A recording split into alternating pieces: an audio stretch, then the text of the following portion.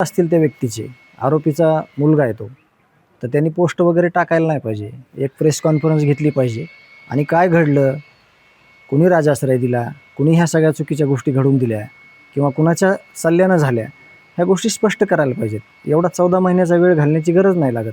कारण खरंच जर तुम्ही याच्यामध्ये आज बोलायचं आहे, ते कधीतरी बोलायचंच आहे, तर तुम्ही पोस्ट टाकण्यापेक्षा डायरेक्ट बोललं पाहिजे की काय घडलं आहे, कुणी राजाश्रय दिला आहे, कुणी ही हिंमत दिली खून करेपर्यंत लोकांची लेकरं संपवण्यापर्यंतची, किंवा त्यांना नक्कीच सांगितलं असेल की मी आहे, मी काय होऊ देणार नाही. तर असं काहीतरी त्यांच्या डोक्यात असेल तर त्यांनी प्रेस कॉन्फरन्स घेऊन हे सगळं समाजापुढं आणलं पाहिजे. पण इतक्या दिवसानंतर 14 महिन्यानंतर आज पहिली पोस्ट आहे वाल्मिक कराडाच्या मुलाची.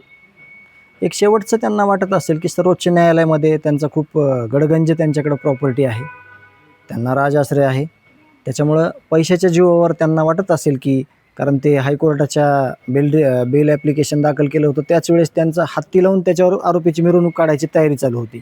आता तर त्यांनी तो आरोपी डायरेक्ट दिल्लीहून हेलिकॉप्टरनंच मिरवला असता असं त्यांनी आत्ता बोलले नाहीत, पण तसं त्यांचं असेल. ते न्यायालयाला, पोलीस यंत्रणेला, शासनाला, मुख्यमंत्री साहेबाला चॅलेंज करतात. त्याच्यामुळं त्यांना वाटलं असेल की कालपर्यंत काहीतरी होईल, परंतु तसं काही झालं नाही आणि म्हणून आजची जी पोस्ट आहे त्या अनुषंगाने टाकलेली असेल.